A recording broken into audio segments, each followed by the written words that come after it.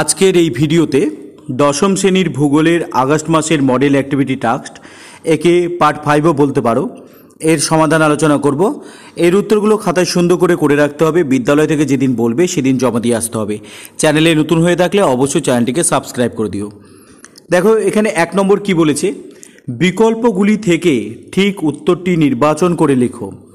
এখানে যে প্রশ্নটা রয়েছে সেই প্রশ্নের সাপেক্ষে 4টে উত্তর তোমাদের দেওয়া রয়েছে, যেটা সঠিক হবে সেই উত্তরকে লিখতে হবে।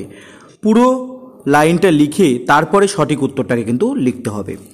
যেমন দেখো 1 নম্বর বলেছে, যে জলবায়ুতে ঋতু পরিবর্তন হয় না সেটি হলো ক ভূমধ্যসাগরীয় জলবায়ু, খ সাভানা জলবায়ু, গ মৌসুমী জলবায়ু, ঘ নিরক্ষীয় জলবায়ু। তো এখানে উত্তর হবে নিরক্ষীয় জলবায়ু। তাহলে পুরো লাইনটা তোমরা আগে লিখে নিবে যে জলবায়ুতে ঋতু পরিবর্তন হয় না সেটি হলো ঘ নিরক্ষীয় জলবায়ু। এইভাবে তোমরা কিন্তু সবগুলো প্রশ্নেরই উত্তর দিবে। এবার দেখো 2 নম্বর কি বলেছে, ঠিক জোটটি নির্বাচন করো। ক নম্বর, চাঁদ সূর্য ও পৃথিবীর কেন্দ্রের একই সরলরেখায় অবস্থান মরাকোটাল। খ পৃথিবীর সাপেক্ষে চাঁদ ও সূর্যের সমকোণে অবস্থান মরাকোটাল। গ চাঁদ ও পৃথিবীর মধ্যে সর্বাধিক দূরত্ব পেরিজি। ঘ চাঁদ ও পৃথিবীর মধ্যে সর্বনিম্ন দূরত্ব অ্যাপোজি। তো এখানে সঠিক উত্তর হবে ঘ নম্বর, চাঁদ ও পৃথিবীর মধ্যে সর্বনিম্ন দূরত্ব অ্যাপোজি। 3 নম্বর দেখো, অতি বিরল জনঘনত্বযুক্ত একটি রাজ্য হলো ক পশ্চিমবঙ্গ, খ গোয়া, গ উত্তরপ্রদেশ, ঘ সিকিম। এখানে বলছে অতি বিরল মানে যেখানে কম সংখ্যক মানুষ বসবাস করে, সেটা হচ্ছে উত্তর হবে খ সিকিম। এবার দেখো 2 নম্বর, স্তম্ভ মেলাও। তোমাদের প্রশ্নে দেখবে এই রকম দুটো স্তম্ভ রয়েছে, ক স্তম্ভ, খ স্তম্ভ। ক স্তম্ভে দেখো যা থাকবে সেইভাবে তোমরা লিখে নেবে। প্রথমে 2 নম্বর আছে বিশুদ্ধ কাঁচামাল, 2 ক্রান্তীয় ঘূর্ণবাত, 3 পেরু স্রোত। তো যেটা সঠিক উত্তর আছে সেগুলো খ স্তম্ভে লিখতে হবে। যেমন প্রথমে বিশুদ্ধ কাঁচামালের ঘরে লিখবে খ স্তম্ভে, খ দিয়ে লিখবে তুলো। ক্রান্তীয় ঘূর্ণাবাতের পাশে লিখবে গ দিয়ে ইয়াস। পেরু স্রোতের পাশে লিখবে ক দিয়ে আটাকামা মরুভূমি। এবার দেখো 3 নম্বর কি বলেছে, সংক্ষিপ্ত উত্তর দাও। 3 জোয়ার ভাটার সৃষ্টিতে কেন্দ্র বহির্মুখী বলের প্রভাব উল্লেখ করো। উত্তর হবে পৃথিবীর নিজ অক্ষের ওপর ঘুরন্ত লাট্টুর মতো আবর্তন করার ফলে কেন্দ্রমুখী ও কেন্দ্র বহির্মুখী এই 2 প্রকার শক্তি সৃষ্টি হয়, যার ফলে পৃথিবী স্বাভাবিকভাবে সন্তুলন অবস্থায় থাকে। কিন্তু চাঁদের আকর্ষণে মুখ্য জোয়ারের সৃষ্টির ফলে জলরাশি চাঁদের দিকের স্থানে সরে যাওয়ায় পৃথিবীর ভরকেন্দ্র চাঁদের দিকে প্রায় 4800 কিমি সরে যায়। এর ফলে মুখ্য জোয়ারের ঠিক বিপরীত স্থানে কেন্দ্র বহির্মুখী শক্তি অধিক কার্যকারী হয়ে পড়ে, ফলে সমুদ্রের জল ফুলে ওঠে, জোয়ারের সৃষ্টি করে। এবারে দেখো 2 নম্বর কি বলেছে, নিম্নলিখিত বিষয়ের ভিত্তিতে ঘূর্ণবাত ও প্রতীপ ঘূর্ণবাতের মধ্যে পার্থক্য নিরূপণ করো। এখানে যে বিষয়গুলোর উপর পার্থক্য নিরূপণ করতে হবে সেগুলো কিন্তু এখানে বলে দেওয়া রয়েছে।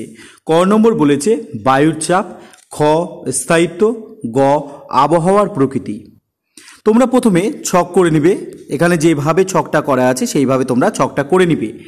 3টে ছক করবে, প্রথমে লিখবে বিষয়, তারপরে ঘূর্ণবাত, তারপর প্রতীপ ঘূর্ণবাত। ক নম্বরের জায়গায় বিষয় লিখবে বায়ুর চাপ। বায়ুর চাপের এখানে ঘূর্ণবাতের ক্ষেত্রে লিখবে ঘূর্ণবাতের কেন্দ্রে থাকে নিম্নচাপ। প্রতীপ ঘূর্ণবাতের ক্ষেত্রে লিখবে প্রতীপ ঘূর্ণবাতের কেন্দ্রে থাকে উচ্চচাপ। দ্বিতীয় যে বিষয়টা রয়েছে সেটা হচ্ছে স্থায়িত্ব। ঘূর্ণবাতের ক্ষেত্রে লিখবে অল্পক্ষণ স্থায়ী হয়। প্রতীপ ঘূর্ণবাতের ক্ষেত্রে লিখবে দীর্ঘকাল স্থায়ী হয়। এবার দেখো গ নম্বরে বিষয় রয়েছে আবহাওয়া। আবহাওয়া কতগুলি অবস্থা, সেখানে তোমার উষ্ণতা হতে পারে, মেঘ হতে পারে, বৃষ্টিপাত হতে পারে, এগুলো সবগুলোই হচ্ছে আবহাওয়া। তাই আবহাওয়ার বিষয় যখন তোমরা লিখবে তখন সেখানে কিন্তু আবার ক খ গ দিয়ে পয়েন্ট করে লিখবে। ক নম্বরে ঘূর্ণবাতের কেন্দ্রের বায়ু উষ্ণ ও ঊর্ধ্বমুখী। খ আকাশ মেঘ পরিপূর্ণ থাকে। গ ঘূর্ণবাতে প্রচুর বৃষ্টিপাত হয়। তেমনিভাবে প্রতীপ ঘূর্ণবাতের ঘরে লিখবে ক দিয়ে প্রতীপ ঘূর্ণবাতের বায়ু শীতল ও অধোমুখী। খ মেঘের কোনো চিহ্ন থাকে না, আকাশ রোদে ঝলমল করে। গ প্রতীপ ঘূর্ণবাতে ঝিরঝিরি বৃষ্টি হয়, আবহাওয়া শুষ্ক থাকে। এবারে দেখো 4 নম্বর প্রশ্ন। 4 নম্বর প্রশ্ন কি বলেছে? ভারতের কোন অঞ্চলে অধিকাংশ কফি উৎপাদন করা হয়? এই বাগিচা ফসল চাষের অনুকূল প্রাকৃতিক পরিবেশের বর্ণনা দাও। উত্তর হবে, প্রথম প্রশ্নের উত্তরটা আমরা প্রথমে করে নেব। ভারতের কফি উৎপাদনে অধিকাংশ দক্ষিণ ভারতের 3টি রাজ্য কর্ণাটক, কেরল ও তামিলনাড়ু রাজ্যে উৎপাদিত হয়। কর্ণাটক রাজ্যে দেশের মোট কফি উৎপাদনের 3/4 উৎপাদিত হয়। তাহলে এটা গেল আমাদের প্রথম প্রশ্ন। দ্বিতীয় প্রশ্ন কি বলেছে? এই বাগিচা ফসল চাষের অনুকূল প্রাকৃতিক পরিবেশের বর্ণনা দাও। সেই ক্ষেত্রে প্রথমে আমাদের একটা ভূমিকা লিখে নিতে হবে। ভারতের বাণিজ্যিক ও বাগিচা ফসলগুলির মধ্যে অন্যতম হল কফি। মৃদু উত্তেজক পানীয় হিসেবে চায়ের পরই কফির স্থান। কফি সাধারণত উষ্ণ ও আর্দ্র অঞ্চলে উচ্চ ভূমিতে স্বাভাবিক উদ্ভিদ হিসাবে জন্মায়। অন্যান্য ফসল চাষের মতো ভারতে কফি চাষের জন্য কতগুলি অনুকূল প্রাকৃতিক পরিবেশের প্রয়োজন হয়।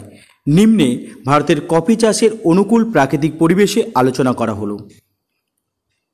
ভূমিকা হয়ে যাওয়ার পরে প্রাকৃতিক পরিবেশ একটা হেডিং দিবে। এই প্রাকৃতিক পরিবেশের মধ্যে 1 নম্বর যেটা আমরা আলোচনা করব সেটা হচ্ছে জলবায়ু সম্পর্কে। প্রধানত উষ্ণ আর্দ্র ক্রান্তীয় জলবায়ু অঞ্চলে কফি চাষ করা হয়। এই জলবায়ুর মধ্যে আবার কতগুলো পয়েন্ট হবে, অ দিয়ে লিখবে বা ক দিয়ে লিখতে পারো তোমরা। উষ্ণতা, এটা কিন্তু জলবায়ুর মধ্যের পয়েন্ট। উষ্ণতা সাব পয়েন্ট বলতে পারো। কফি চাষের জন্য সারা বছর অধিক উষ্ণতা প্রয়োজন হয়।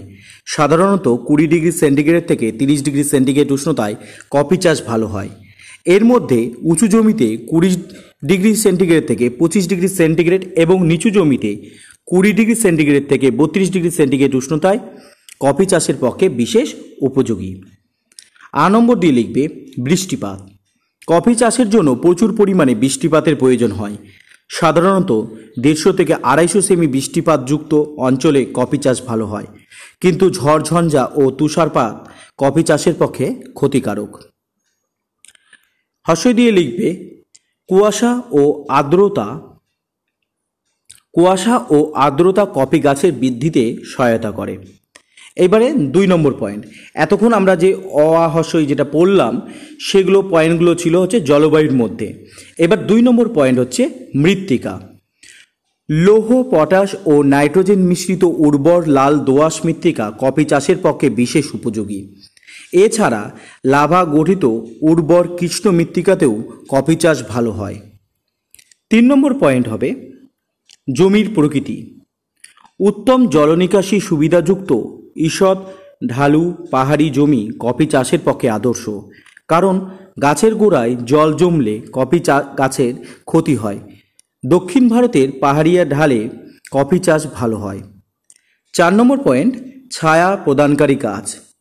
কফি গাছ প্রখর রৌদ্রকিরণ সহ্য করতে পারে না বলে প্রখর রৌদ্রকিরণের হাত থেকে কফি গাছকে রক্ষা করার জন্য কফি বাগিচার মধ্যে কলা, ভুট্টা ইত্যাদি বড় পাতার ছায়া প্রদানকারী গাছ লাগানো হয়। আমি তোমাদের এখানে যেভাবে উত্তরগুলো করে দিয়েছি তোমরাও কিন্তু খাতায় সেইভাবে উত্তরগুলো করে রাখবে। বিদ্যালয় থেকে যেদিন বলবে সেদিন জমা দিয়ে আসবে।